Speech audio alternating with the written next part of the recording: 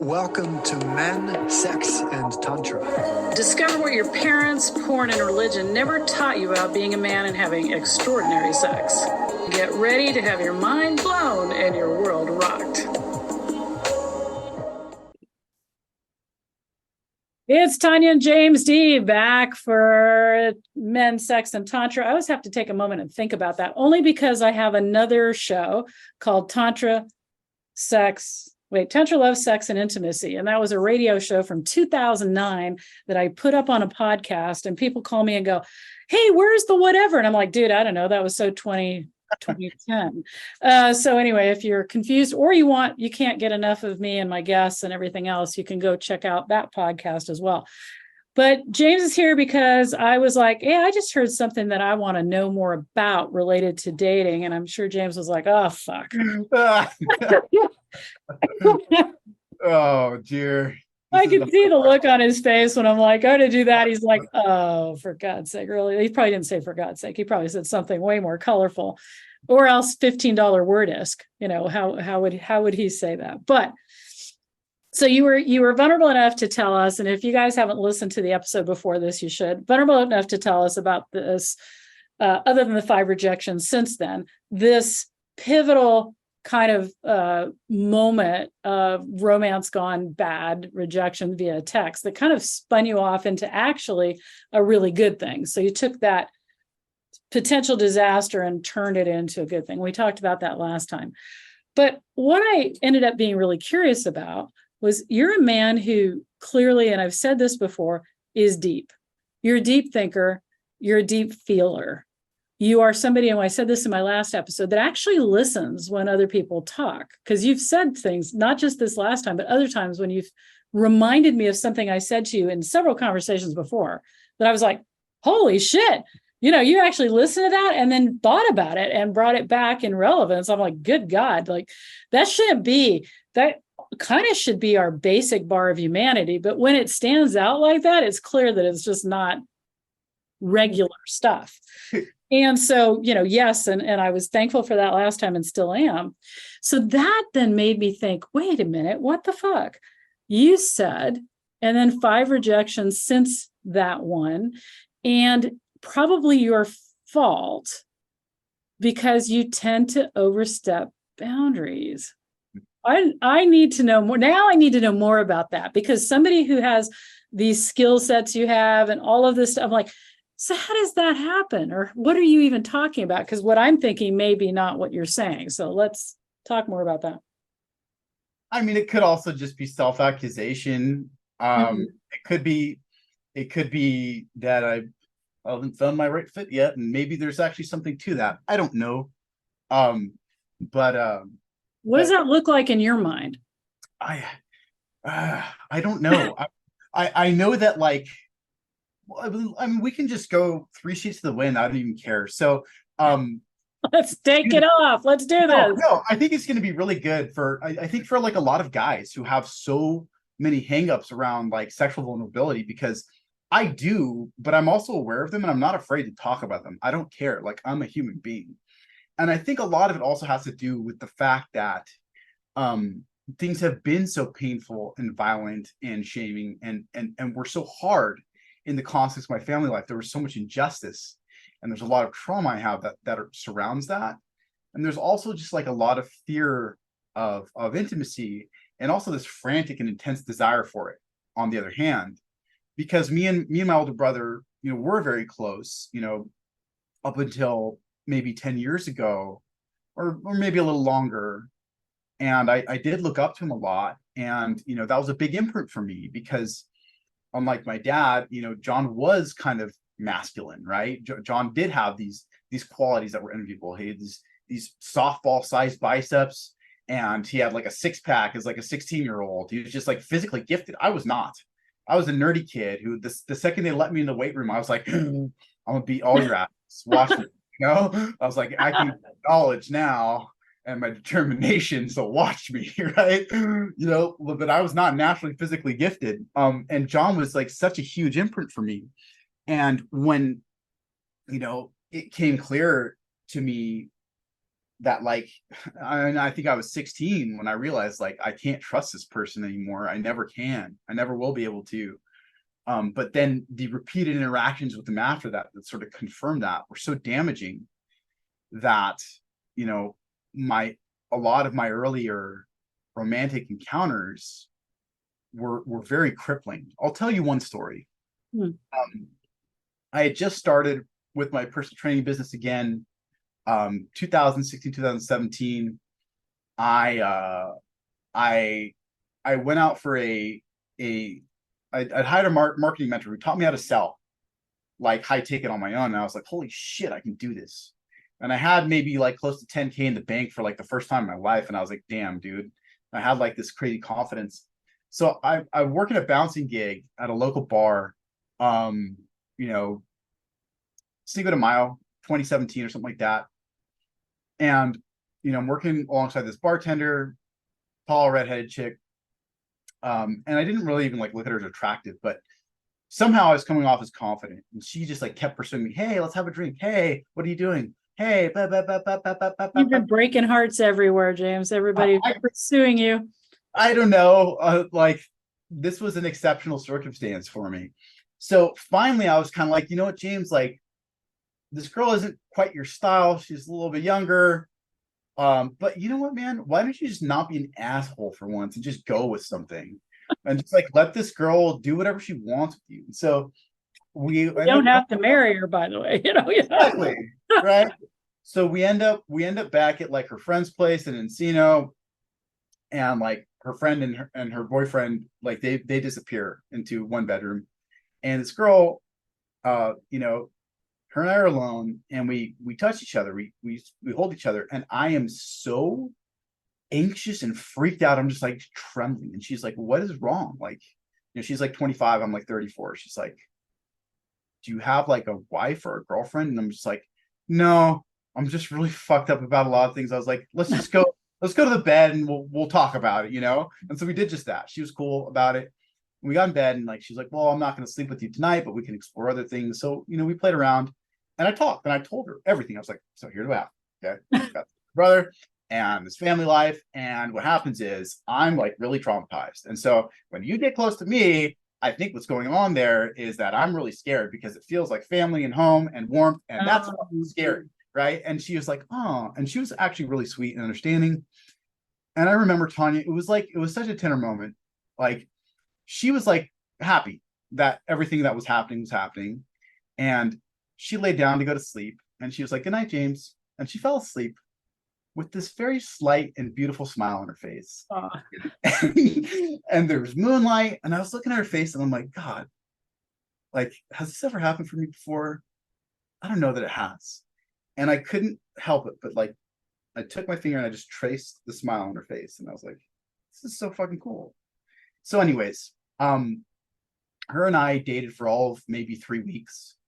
And we fucked like rabbits, which was cool. Like that was the first time that had happened. I'd slept with a girl like more than once, right?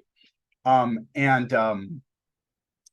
she was actually really understanding about a lot of things. It was like, you know, I couldn't get it up the first time, and like she's like, "You can try again." I was like, "Cool, okay," and we did. And by the time we had tried again, she was like, "Oh my God, this is like the best sex I've ever had in my life. This is amazing." Blah blah blah blah. And I'm like, "Okay, so what are we like? Are we exclusive?" She's like, "That's what I want." And I'm like, "Okay, well, you like to like party and drink and smoke and like all this other stuff, and like we need to fix that. Like you need to go to the gym."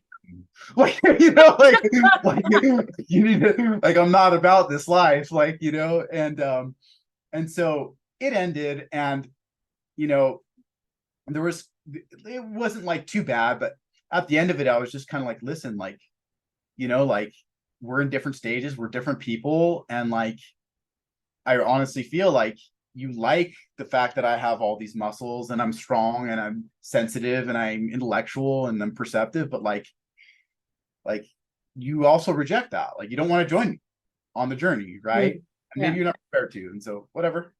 Like, and she's like, "Well, we can be friends." And I was like, "I don't think so," you know, like, which I don't know, like I guess I didn't want to be friends with people who I think weren't on the same wavelength in terms of like their activities, you know. And like, and I still like her, I think she's a cool chick, and like that's sad that it went the way it did, but like I wasn't like heartbroken over it. It was just like, okay. But that was like my first like breakthrough romance, I would say, where like I slept with a woman more than once, and like we shared all our feelings and stuff, and like it looked like it might have gone somewhere if Yeah. not for us not sharing the same values, right? Yeah.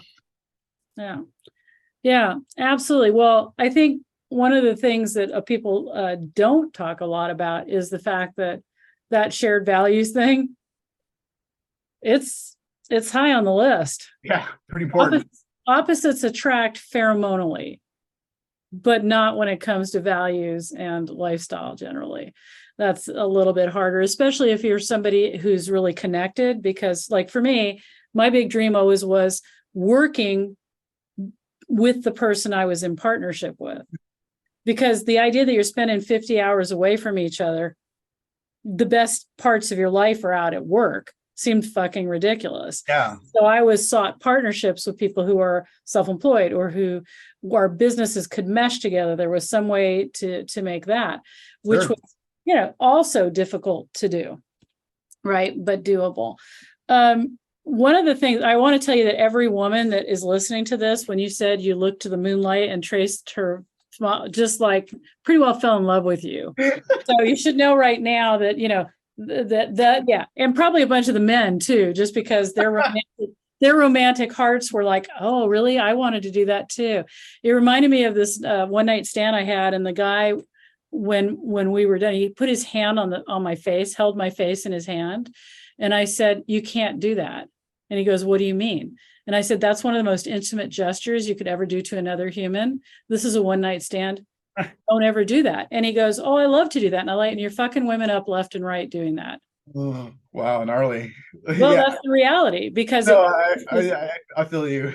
yeah, the hormone cocktail that women think means something more than what's actually happening. Sure. And so it was like, yeah, absolutely. Well, so, I mean, there didn't sound like you were like overstepping any boundaries or doing anything there. What's the usual problem that happens? You fall hard too fast. You don't let in enough quickly enough? Because it sounds like you were kind of like, was it because she wasn't your usual type that it was easier to let go? Like, what the heck was happening there? I have no idea. I've yet to replicate that feat. I think girls that I've been with since then, like I don't know. I think at some point after her, this girl Chelsea, after being close with her, I went away for my brief little stint in the army, which was kind of discouraging. I came home, started up my fitness business again and pursued that. And what happened was, this other girl who I was telling you about was the first one to really ardently express interest in me. There were others along the way who did, but like where they left me with these kind of openings and maybe repeated mentions, I was kind of like, I don't feel like pursuing this. I'm kind of scared. And then in my own head, it's like, I have this kind of narrative that's kind of like, okay, until I'm established, until I have X, Y, and Z going for me, until I'm, really comfortable with myself, until it's kind of not good enough narrative, right? Yeah. And I'll tell you, that woman, the other one, that should have triggered, that was love bombing. That was over the top red flags to me listening to it. And I certainly, when I want something, I pursue it with pretty well dodged intention. But I've also seen myself as the younger self doing that and totally turning off the people that I was interested in, because I can be like super freaking intense. Sure. So that is interesting though. But you said something like they're like, oh, until I have this, I know so many men that feel that way, that they're supposed to be the complete package, whatever that is in their minds, before love or interest or something. And you said scared. And I think that complete package thing is like the thing that stands in the way. If somebody's scared, you have to have all this. It's like women with babies or getting married. I can't get married until this. Yeah. Right. Hi. I had a friend I was going to take to Hawaii. I was paying for everything. I'm like, let's go to Hawaii. And she goes, well, I can't go till I lose 10 pounds. I'm like, what the fuck is wrong with you? Yeah. I donned a fucking bikini for our river, and everybody would say you should never see me in a bikini. I understand that, and I've got this bright red top roll right now from being sunburned. Really characteristically hilarious standard, but I've never done the until. Sure. So that's an interesting concept for me. I'm gonna be like, I'm never going to not go do something because I'm too old, too fat, too this, don't have that, whatever the fuck it is. I'm going. Yeah. So, I don't know, Tanya. I feel like I am less scared of fighting a 250-pound, well-muscled dude with bad intentions for my limbs and joints than I am of a 140-pound girl with red hair and freckles. That's just the truth. Yeah, I hear that. But what is I look at it like this when it comes to love, and I've had a lot of heartbreak. I've been fucked over royally. I've lost everything because I go all in. My last partner pretty well tanked my business, 25 years of my business, boom, turned off the servers and blew my entire empire up. So it was bad enough to lose him, but losing that was actually even worse. I went to bed for 2 days contemplating whether or not I would actually kill myself or not. Not because I was devastated, but because I just didn't want to start again. I'm like, really? I'm not going to have to start again? My daughter's old enough to survive me. If I tell her, babe, I'm out, I'm just done doing this. But I got my ass out of bed and went back to work. But the love has not scared me. That's really weird. Like, love is not scary because love is fucking awesome. Love is not scary. Breakups aren't scary. What's scary is the idea that I wouldn't put myself out there and miss an opportunity to be connected in a deep way. So that scares me more than heartache, heartbreak, rejection, bad sex. Bad sex is scary, though, I have to say. I mean, bad sex, there's sex I've had that I'd like to mental douche and hopefully like lose that. Why didn't that get taken out in the head injury? That's what I want to know. But the idea that I didn't take an opportunity to break my heart or because it's not, love isn't disappointing. It's what the expectations of love are. Sure. Right. So, I mean, but either way, somebody dies at the end. That's how I soothe myself. It's like, I go in and you either get together or you don't. You stay together or you don't. Either way, somebody fucking dies. Like there's no mystery there. So what's scary? What's scary? And I don't know. I think, and so here's the thing. If someone crosses my path and like I see that person and my heart leaps out of my chest and it's a girl and there's an appropriate chance to approach her, I will, or on the other end of the spectrum, sometimes girls, find me and they're interested and they pursue me. And oftentimes, even if they don't fit the perfect frame of my fantasy, I'm like, oh no, you don't tick all these imaginary boxes of what I fantasize about. I give them a shot, right? But I find myself just feeling the sting of rejection so badly, right? And it's, even with like recent girls that I've talked to and been rejected by, it hurts so bad that it tends to shut me down. And in a really bad way, right? And so, and then like, okay, what's my recourse? I can try and find other social circumstances in which to meet people, right? Which is probably a healthy thing to do. Or I can go on dating apps, and I feel like dating apps are like the biggest royal waste of time. Like there's such a royal waste of time, and there's such a distorted image of how like, yeah, real courtship ought to take place, if there is such a thing as that. But and I have friends who like do well on dating apps and like find dates and stuff. And to me, it's just like, oh my God, this is just like me prospecting for my business, but like, I don't make any money and I end up just getting burned and frustrated and burned out every time. So I don't know.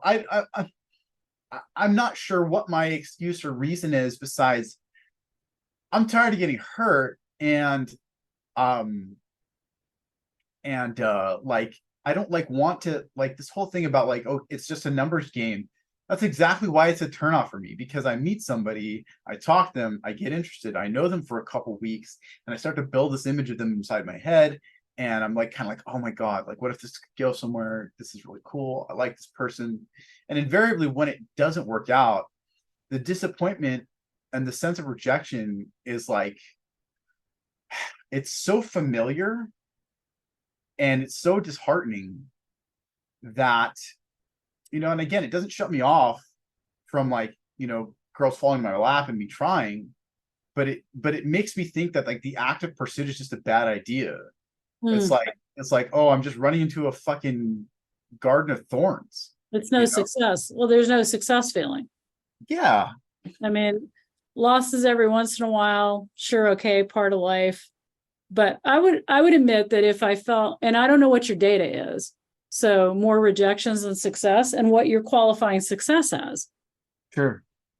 That's, I think, the other questions. Like if a success is find somebody, love somebody, they love you, start a family, whatever, and, stay together forever, then yeah, you haven't hit success. Right? Yeah. Neither have I in that regard. I'm going to get married in this decade for transactional reasons. No, I mean, I'm dead serious. I think I've done love, I've done romance, I've done epic, but I think why not try decision? Love is decision. I want to take the love lust component kind of out. I mean, there's got to be some attraction, but sapiosexual attraction, intellect attraction, and the decision to let's partner together and make this work. Sure. I'm thinking that's probably a better recourse for myself. And I'm putting it out there, by the way. Hey, man, this is my new quest. Because I'm kind of tired of being judged for how I look or don't look. I'm kind of done with all of that. Oh, I'm not feeling it in the moment fucking shit. I'm kind of done with a lot of this way that we do things. And I'm like, what happened if two intelligent people who have kind of the same values or the same ideas about stuff decide to have a relationship and build it? I'm really interested in that. So that's what I'm on about. But so what I hear from you is this rejection is super painful. Yeah. Is that you haven't had enough successes, or how you're qualifying success doesn't lead you to believe there's successes going on. Yeah. And you know what? Yeah. Rejections, if you're interested and start to be interested, you start to build that in your head. Yeah, that fucking sucks. It's the loss of a dream. Yeah. So I hear you. And I know that a lot of men that are listening to this will get it. But what they can't, because they can't see you, right? They're also not getting, a lot of men believe that, oh, if only I looked better. Right? That's right, guys. Yeah. Good looking. Right. And I'm telling you right now, he's good looking. He's good looking. He's got the goods or whatever that is, he's got it. So it's not that even, and I've said this, there are beautiful women that get rejected all the time. And they're like, so this is not about, what are you missing? Because I think that you can have everything and it's still a crapshoot out there. Yeah. I've told people that say they've come to me and said, I'm doing everything right and I still can't find love. And I've said, what if you never do? Yeah. Right? I like to be assured in the fact that if I don't find somebody that can meet me at a soul level that I want, that if they can't intellectually dance with me in the ether as I want to, that I'm going to be okay. Yeah. No, I hear that. And that's kind of what I've been going with.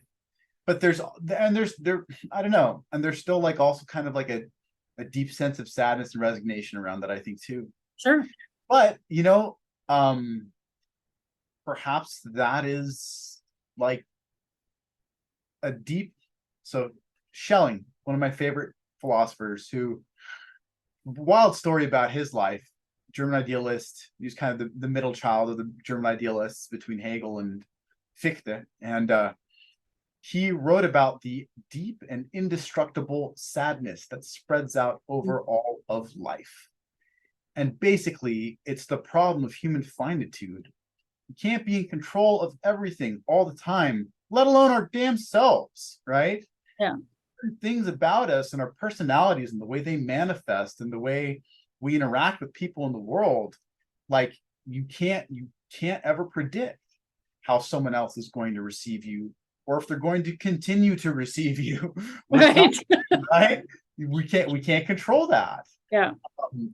So that's one leg of that sadness, and perhaps that's just a fact of life. But yeah, and so I find it liberating to take that attitude too, because I think I do as well. I'm kind of like, okay, I could just be alone forever and I'll be all right.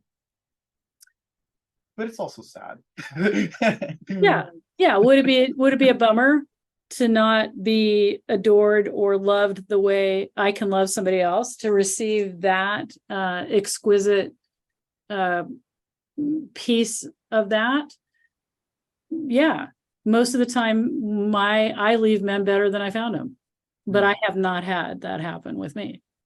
And so I'm like, does that make me resentful? No, I don't resent any of it. I'm not bitter by it. I'm not jaded. I'm open to all of that stuff, which is what I love about myself. One thing I love about myself is no matter how many heartaches, whatever the fuck has happened in my life, I am 100% in. I am not afraid of that, because like I said, love has never disappointed me. Only my expectations of it have. So yeah, I think that, and so hopefully the men that have been listening to us, so what I'd like them to contemplate this time, and this has definitely been our last 4 episodes are more philosophical episodes, which is awesome, is what I'd like men to contemplate is this whole thing, like, are you keeping yourself safe from rejection? If you're like, well, I just haven't found love. Well, I just haven't found that. Love is actually easy to find. I will tell you that. Love is easy to find. What you might be missing isn't love. What might you be missing is a deep companionship or a connection that is more intangible. I talked about that. Like when I say soul connection, I'm not talking about how most people talk about it. I'm talking about the ability to really run my wild horses, to run my intellect, to run my philosophic, to run my poetry, to run all of that, and to be received and not have to hold back because it's intimidating or whatever it is. And so each of us are looking for those different things. Most of it is acceptance, belonging, right? The ability to give and receive, to accept and just be.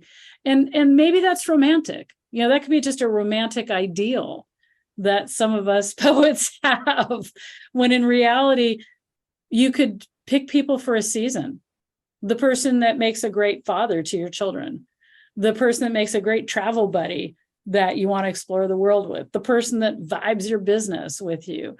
And maybe the way we're looking at romance and love and connection is still fanciful. And so what I want you guys to think about is, number one, what are you really looking for? Are you just tired of dating and you want sex when you want it without having to date? Fine. Are you looking for somebody to support you, be your cheerleader? Are you looking for validation because you don't get it anywhere else? But really take a deeper look into what this means, even if you're in a relationship, what you're expecting from that relationship, because unmet expectations and unspoken agreements are how we suffer. So what would you tell the men to contemplate or do? Just be open to things, right?